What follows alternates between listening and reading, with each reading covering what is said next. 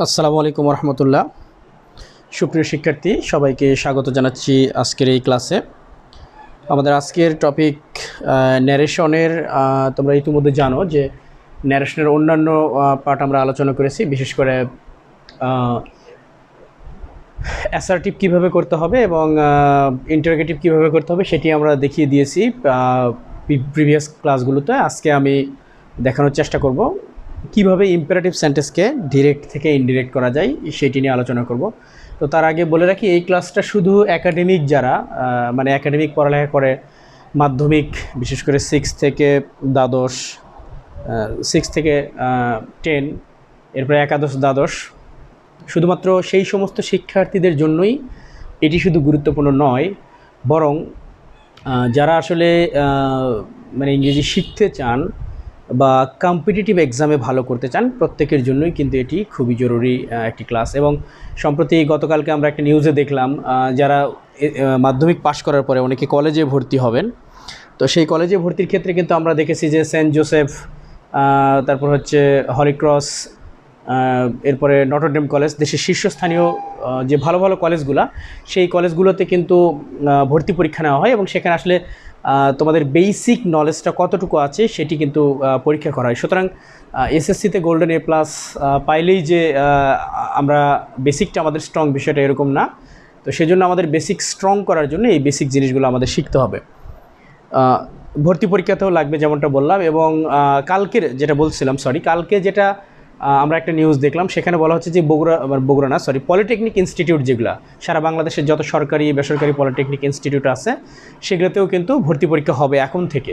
এর আগে কিন্তু কখনোই সেগুলোতেও ভর্তি পরীক্ষা হয়নি এবং সেখানে ইংলিশের 10 মার্কস থাকবে।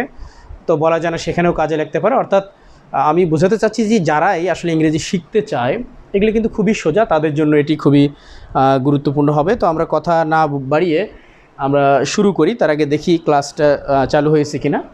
তো হ্যাঁ, মোটামুটি ক্লাস চালু হয়ে গেছে, আমরা এখন শুরু করি। তো ইম্পারেটিভ সেন্টেন্স দিয়ে আমরা কীভাবে করা যায় সেটি দেখব। তো প্রথমত ইম্পারেটিভ সেন্টেন্স কাকে বলে সেটি কিন্তু আমরা জানি। সেটি হচ্ছে যে আদেশ, নিষেধ, অনুরোধ, উপদেশ বা প্রস্তাব, এই জাতীয় জিনিস যে বাক্য দ্বারা বোঝাবে সেটি হবে ইম্পারেটিভ সেন্টেন্স। সেটি আমাদের আগেতেই জানতে হবে। তো সেটি আমরা বুঝলাম। এখন ইম্পারেটিভ সেন্টেন্সকে কীভাবে ডিরেক্ট থেকে ইনডিরেক্ট করা যায় আমরা সেটা দেখব। তো প্রথমত আমরা দেখব যে সেকেন্ড পারসন, যেটা সেকেন্ড পারসন, আমরা জানি যে পারসন 3 প্রকার: ফার্স্ট পারসন, সেকেন্ড পারসন এবং থার্ড পারসন। তো সেকেন্ড পারসন, এই যে second person, you, second person সাধারণত ইউটাই বেশি থাকে। তো এটা হচ্ছে সেকেন্ড পারসন। তো সেকেন্ড পারসন থাকলে সেক্ষেত্রে আমরা কিভাবে ডিরেক্ট থেকে ইনডিরেক্ট করব। তো বলে রাখা ভালো, যখন সেকেন্ড পারসন থাকবে তখন কিন্তু আপনার হবে না, কি বলে, সেকেন্ড পারসন থাকলে কিন্তু এই ইউটা যেটা আমি লিখেছি, এটা ব্র্যাকেটে দিই, এটি কিন্তু উজ্জ্ব থাকবে, অর্থাৎ শুরুটাই হবে ডাইরেক্ট ভার্ব দিয়ে। যেমন একটা উদাহরণ যদি দেই, একটা উদাহরণ এক্সাম্পল যদি দিই, একটা বাক্য, হ্যাঁ, এটা হচ্ছে এক্সাম্পল। সো এক্সাম্পল আছে কি, কাম হিয়ার। তো আমরা মনে করি যে এটা একটা ইম্পারেটিভ সেন্টেন্স এবং এটা সেকেন্ড পারসন যুক্ত। সেকেন্ড পারসনে সাধারণত আমরা বলেছি ইউ, ইয়োর, অর্থাৎ তুমি, তোমরা, তোমাদের, এই সংক্রান্ত যেগুলো বোঝাবে সেগুলো সেকেন্ড পারসন।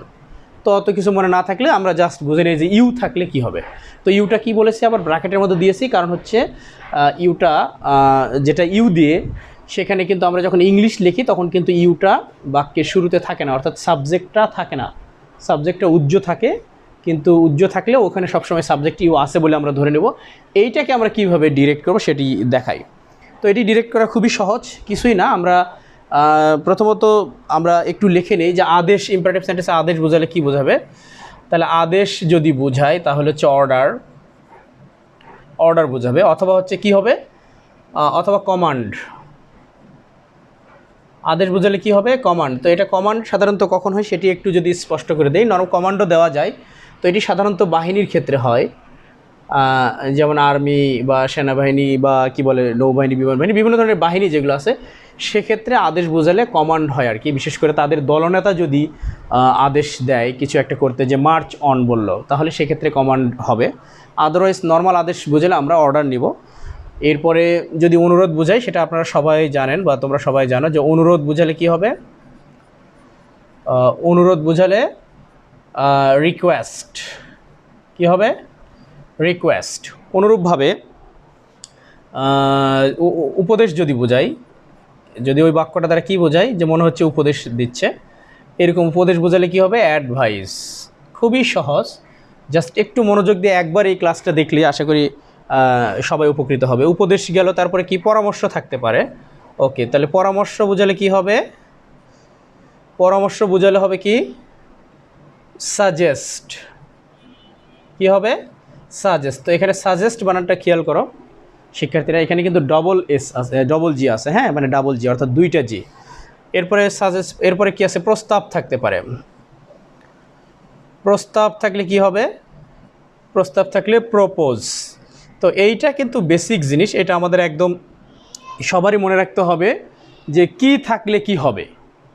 ঠিক আছে, কি থাকলে কি হবে সেটি কিন্তু আমাদের সবার মনে রাখতে হবে। প্রস্তাব বোঝালে প্রপোজ। আর কি থাকতে পারে? আচ্ছা, নিষেধাজ্ঞা বা নিষেধ, এটি আমরা যারা পড়ালেখা করি বা বই টই ঘাঁটি তারা সবাই জানি, বাট এই ক্লাসটা হচ্ছে তাদের জন্য একেবারে বিগিনার্স, যারা শুরু থেকে যারা করতে চায় তাদের জন্য। তো নিষেধ বোঝালে কি হবে? নিষেধ বোঝালে ফরবিড। তো আসলে এখানে সবগুলো প্রেজেন্ট টেন্স লিখেছি, এই জন্য এখানে ফরবিড লিখি, প্রেজেন্ট টেন্স লিখি। আচ্ছা, তো এখানে একটা লক্ষণীয় বিষয় আছে, যদি আমরা রিপোর্টিং ভার্ব হিসেবে ফরবিড লিখি তাহলে ওখানে নর্মাল অ্যাসার্টিভের মতো করলেই হবে, কিন্তু অনেকে যদি রিপোর্টিং ভার্বের জায়গায় ফরবিড না দিয়ে কেউ টোল্ড দেয় সেটাও হবে। তো সেখানে নিয়ম হচ্ছে যে টোল্ড যদি দেয় তাহলে ওই নট টু দিতে হবে, অর্থাৎ এখানে কি দিতে হবে? Not to. একটু দেখে নিই, not two, not two plus যে কোনো ভার্ব থাকবে সেই ভার্ব ওয়ান বা ভি ওয়ান বা বেস ফর্ম। তাহলে আমরা যদি ফরবেড দেই, ফরবেড দিলে তো হচ্ছেই, ফরবেডের পরে শুধু টু প্লাস ভি ওয়ান দিলেই হচ্ছে। অর্থাৎ এটাকে যদি আর একটু সহজ করে বোঝাই, তাহলে আমরা যদি কেউ ফরবেড লিখি, তাহলে ফরবেড, এটা পুরোটাই এখানে মিশিয়ে দিই, তাহলে ফরবেড প্লাস হচ্ছে টু প্লাস ভি ওয়ান। ঠিক আছে, তাহলে যদি আমরা নিষেধাজ্ঞা বোঝাই সেক্ষেত্রে আমরা লিখব forbid plus to plus V one. আচ্ছা, আর যদি আমরা এটা ফরবিড না দিই সেক্ষেত্রে আমরা কি দিব? এটা না দিলে আমরা এখানে যদি রিপোর্টিং ভার্ব টোল্ড দেই, সেক্ষেত্রে টোল্ড দিলে আমরা লিখব নট টু, নট টু, এটা টু আর কি, সরি, হ্যাঁ, not two plus V one. অর্থাৎ এই নেগেটিভটা দুইভাবে করা যায়। কেউ যদি ফরবিড দেয় তাহলে direct two plus V one দিলে নেগেটিভ হয়ে গেল, আর কেউ যদি কোনো কারণে ফরবিড না দেয়, এখানে তার স্বাধীনতা আছে, ইচ্ছে করলে সে না দিতে পারে, সেক্ষেত্রে টোল্ড দিবে, এবং টোল্ড দিলে কি হবে? Not two plus V one দিতে হবে। ঠিক আছে, আচ্ছা, এটা বোঝা গেল। এবং এক্ষেত্রে এই যতগুলো আছে, এই রিকোয়েস্ট বলি বা অ্যাডভাইস বলি, সাজেস্ট বলি, প্রপোজ বলি, সবগুলোর ক্ষেত্রেই কিন্তু কি হবে? টু প্লাস ভি ওয়ান বসবে। টু প্লাস ভি ওয়ান, এটা কোথায় বসবে? এটা হচ্ছে আমরা যখন ডিরেক্ট থেকে ইনডিরেক্ট করবো তখন কি হবে? টু প্লাস ভি ওয়ান বসবে। তো এই মোটামুটি এটা হচ্ছে বেসিক জিনিসটা, অর্থাৎ ইম্পারেটিভ সেন্টেন্সকে আমরা কীভাবে ডিরেক্ট থেকে ইনডিরেক্ট করব সেই মূল বিষয়গুলো কিন্তু আমি এখানে তুলে ধরলাম। তোমরা যারা বুঝতে পারছো তারা মন্তব্যের ঘরে লিখবা বুঝতে পারছো কিনা, আর যদি না বুঝতে পারো সেক্ষেত্রেও বলবো, আবারও এই ক্লাসগুলোকে আবার বুঝিয়ে দেওয়ার চেষ্টা করা হবে আর কি। তো এই জিনিসটা তোমরা আশা করি বুঝতে পেরেছো। এখন এটি আমি কি মুছে দিব? আচ্ছা, এইটুকু মুছে দিলেও হয়। আচ্ছা, মুছে না দিয়ে আমি একটু যদি এই সেকেন্ড পারসন যুক্ত এগুলোকে কীভাবে করতে হয় আমি একটু দেখানোর চেষ্টা করি, কিভাবে ডিরেক্ট থেকে ইনডিরেক্ট করা হবে।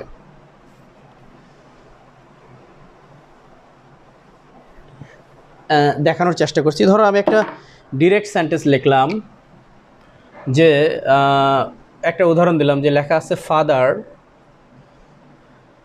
তাহলে সেইড টু মি, তারপর কি বলছে? Do it. তোমরা খেয়াল করো, তো এইটা হচ্ছে মূলত ইনডিরেক্ট বাক্য আছে। এটা কি আছে?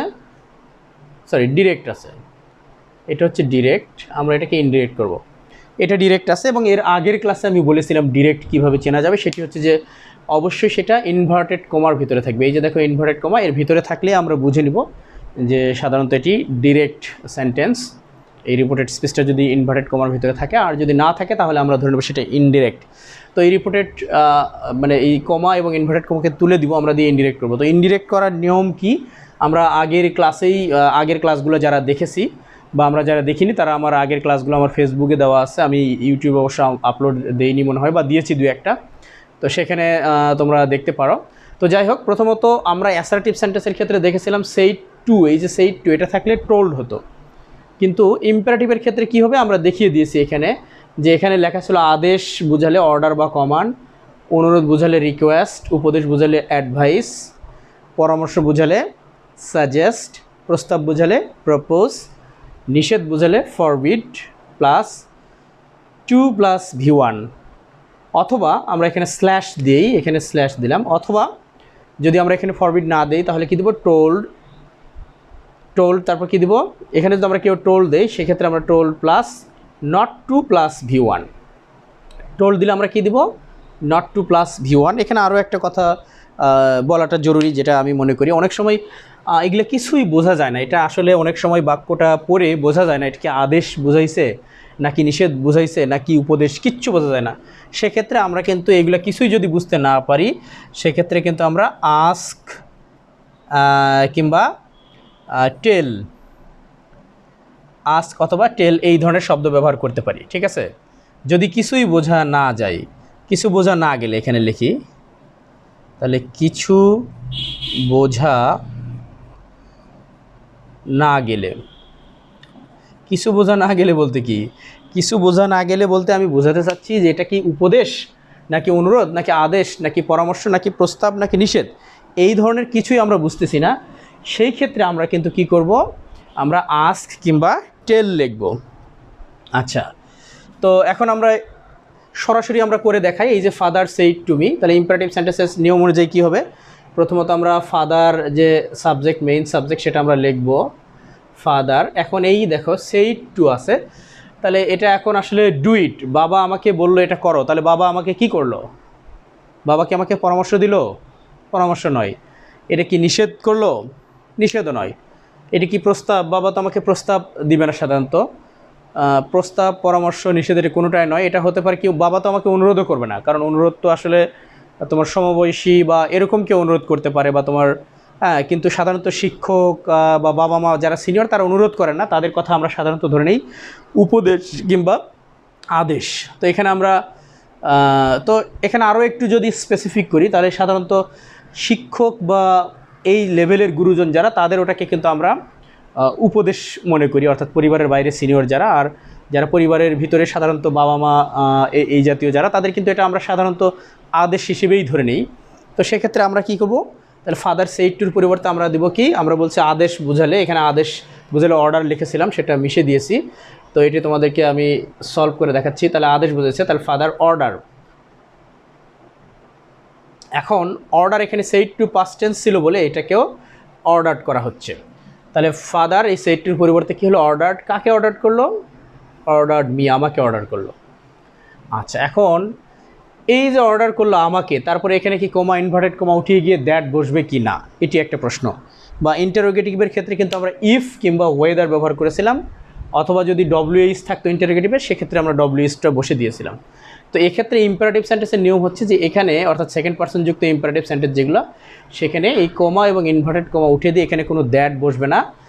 নর্মালি কি বসবে, এই যে আমি বলেছিলাম, এই যে দেখো এখানে দেওয়া আছে এই টু প্লাস V1, এখানেও লিখে দিয়েছিলাম, অর্থাৎ এই সবগুলোর ক্ষেত্রে টু প্লাস V1। তাহলে ফাদার অর্ডার্ড মি, এই কমা ইনভার্টেড কমা উঠে গিয়ে ওখানে টু দিলাম, তারপরে এই ডু যা ছিল, এটা যেহেতু একটা বাক্য ছিল রিপোর্টেড স্পিচের ভিতরে সেই জন্য বড় হাতের ছিল, এটাকে আমরা এখন আবার ছোট করে দিলাম, যা আছে তাই, to do it.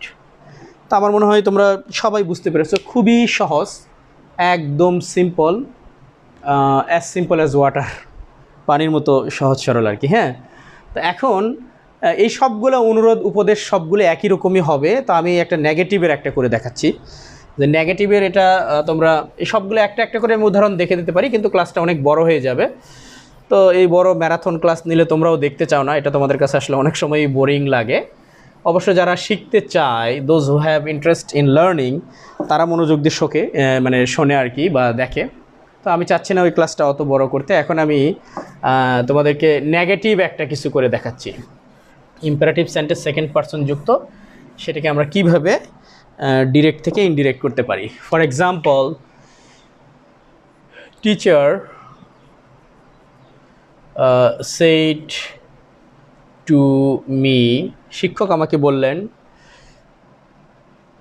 Don't go out, বাইরে যেও না। হ্যাঁ, তাহলে বন্ধুরা খেয়াল করো, এখানে কিন্তু ডোন্ট গো আউট বাক্যটা নেগেটিভ আছে। তাহলে তোমাদেরকে আমি বলেছিলাম যদি বাক্যটা নেগেটিভ হয় সেক্ষেত্রে কি হবে, আমরা ফরবিড রিপোর্টিং ভার্ব নেব, অথবা আমরা টোল্ডও নিতে পারি। তবে টোল্ড বা টেল যদি নেই সেক্ষেত্রে নট টু আমরা দিব। দুইভাবেই তোমাদেরকে করে দেখাচ্ছি, খুবই সোজা। তো দেখো, তাহলে টিচার আমরা রাখলাম, টিচার এই সেইটুর পরিবর্তে কী নেব আমরা বলছি, আমরা ফরবিড নিতে পারি, ফরবিড। তো ফরবিড নিলাম না, কারণ এখানে পাস্ট টেন্স আছে যেহেতু, তো ফরবিডের পাস্ট টেন্স হচ্ছে ফরবেড। অর্থাৎ এখানে রিপোর্টিং ভার্বটা কি আছে, কোন টেন্স আছে সেটা অনুযায়ী আমরা এই ভার্বটা নিব। তাহলে টিচার ফরবেড, কাকে ফরবেড করলো, ফরবেড মি। তারপরে এই যে দেখো এই কমা ইনভার্টেড কমা উঠে গেল। তাহলে এখন এই ফরবেড মানেই এর ভিতর নট কথাটা লুকায়িত আছে, নিষেধ করা। তার মানে এই ফরবেডের ভিতরে একটা নট বা নো কথাটা, নেগেটিভ কথাটা লুকায়িত আছে। তাহলে এখানে যেহেতু নেগেটিভ হয়ে গেছে তাহলে এখানে আর কিছুই লাগতেছে না, অর্থাৎ এই যে মূল ভার্ব, এই মূল ভার্বের আগে টু দিলেই হয়ে যাচ্ছে। তাহলে ফরবেড মি টু হচ্ছে গো আউট, একদম খুবই সোজা। এই ফরবেডের ভিতরেই যেহেতু নট কথাটা লুকায়িত আছে সেই জন্য এই ডন্টের নটটা আলাদা করে এখানে আমরা নিলাম না। এখন কেউ যদি এই ফরবেড না নেয় সেক্ষেত্রে কী হবে সেটি আমি দেখে দিচ্ছি। তাহলে এক্ষেত্রে কী হবে, দ্য টিচার আমরা লিখলাম, এখান থেকে আমরা শুরু করি। দ্য টিচার সেই টুর পরিবর্তে কী দেবো, আমরা বলেছি যে আমরা ফরবেড যদি না দিই সেক্ষেত্রে আমরা টোল্ড বা টেল দিব। তাহলে টোল্ড কেন, ওটা পাস্ট টেন্স এই জন্য পাস্ট। তাহলে টোল্ড কাকে বললো, টোল্ড মি, আমাকে বলল। কি বলল, এখন এই যে এখানে ডন্ট ছিল, এখন খেয়াল করো এই টোল্ডের ভিতরে কিন্তু নট কথাটি নেই, এর ভিতরে নট কথাটি নেই। তাহলে নেই যেহেতু, তাহলে আমাদের নেগেটিভ বাক্যকে নেগেটিভই রাখতে হবে, অর্থের কোনো পরিবর্তন করা যাবে না। তাহলে সেক্ষেত্রে the teacher told me not to go out, খুবই সোজা। তাহলে the teacher told me not to go out, ঠিক আছে। নটের টি তো দেইনি, তোমরা বুঝতে পারতেছো না তাই তো, সরি। তাহলে the teacher told me not to go out, হয় আমরা এভাবে লিখতে পারবো, অথবা the teacher forbade me to go out, এই দুটাই কারেক্ট, বোথ ইজ কারেক্ট। তোমাদের যার কাছে যেটি সহজ লাগবে সেটি তোমরা দিতে পারবা, কোনো সমস্যা নেই। তবে তোমাদের জানতে হবে দুটোই, কারণ কেউ একটা ধরো ওইটা লিখে দিচ্ছে, তুমি ওটা জানো না এটা জানো, সেক্ষেত্রে তুমি কিন্তু তারটাকে ভুল বলবা বা কেটে দিবা। অতএব দুটা জানাই ভালো, সেক্ষেত্রে কোনো সমস্যা নেই। আশা করি তোমরা বুঝতে পারছো এবং ক্লাসটি তোমাদের অবশ্যই ভালো লাগছে। আমি কষ্ট করে ক্লাসটা নিচ্ছি, তোমাদের জন্য সময় ব্যয় করছি, এই আমার পরিশ্রমটা তখনই সার্থক মনে হবে। আসলে এখানে আমি কোনো লাভের আশায় দিচ্ছি না, আমি চাচ্ছি যে যারা শিখতে চায় শিখবে তাদের জন্য যেন কাজে লাগে। এরকম ক্লাস অনেকে হাজার হাজার নেয়, কিন্তু আমি চাই আমার পরিচিত আমার ছাত্রছাত্রী যারা আছে, যারা বোঝে না তারা কোথায় ক্লাস করবে অনেক সময় জানে না, হ্যাঁ, তো তাদের জন্য মূলত এই ক্লাসটা নিচ্ছি। পাশাপাশি যে কেউ এই ক্লাসটা করতে পারবে।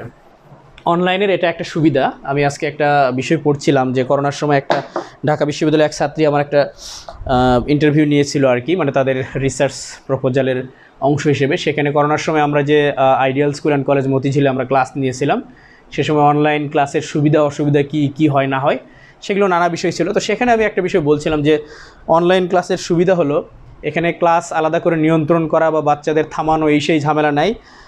মানে কোনো ওই গাইডের স্বাক্ষর কি বলে, ডায়েরিতে স্বাক্ষর করা, খাতায় স্বাক্ষর করা, এটা সেটা নানা ধরনের কাজ যেগুলো থাকে সেগুলো কিছুই নাই, শুধু পড়ানো আর পড়ানো। এটা একদিক দিয়ে ভালো অনলাইন ক্লাস। এনিওয়ে, তো আমরা সেকেন্ড পারসন যুক্তগুলো দেখলাম। এখন আমরা সেকেন্ড পারসন না হয়ে যেটা হচ্ছে থার্ড পারসন বা অন্য পারসন হবে। আরও যদি সহজ করে বলি, ইম্পারেটিভ সেন্টেন্স যদি লেট দিয়ে শুরু হয় সেগুলা কীরকম হবে আমরা যদি দেখি। একটা উদাহরণ দিই, যেমন এটা হচ্ছে সেকেন্ড পারসন বাদে অন্যগুলা, সেকেন্ড পারসন ব্যতীত, হ্যাঁ, সেকেন্ড পারসন ব্যতীত যেগুলো sentence imperative sentence, second person ব্যতীত ইম্পারেটিভ।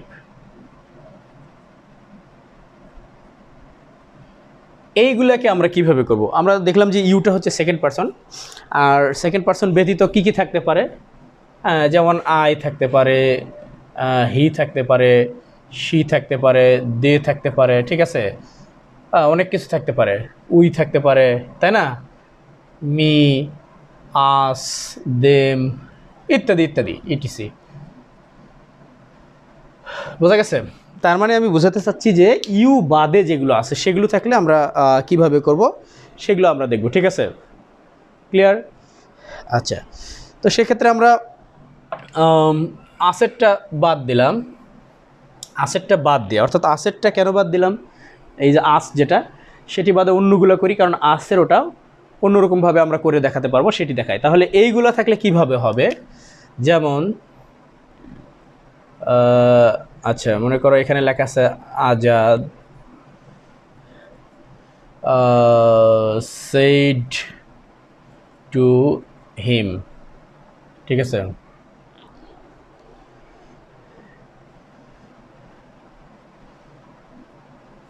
let him, আচ্ছা এখানে let him না দিলাম, let me দিলাম। হ্যাঁ, let me হচ্ছে আচ্ছা গোই দিলাম। হ্যাঁ, let me go। তাহলে এখানে আমরা খেয়াল করো, এখানে আজাদ, এটা আসলে ডি, এটা টির মতো হয়ে গেছে, অ্যাকচুয়ালি এটা ডি। তাহলে Azad said to him, Azad তাকে বলল let me go, আমাকে যেতে দাও। এখানে ইনভার্টেড কমা হবে। তাহলে খেয়াল করো, এখানে আমরা বলেছি যে লেট দিয়ে শুরু হবে এবং এখানে লেটের পর সাধারণত কি থাকবে? আই, হি,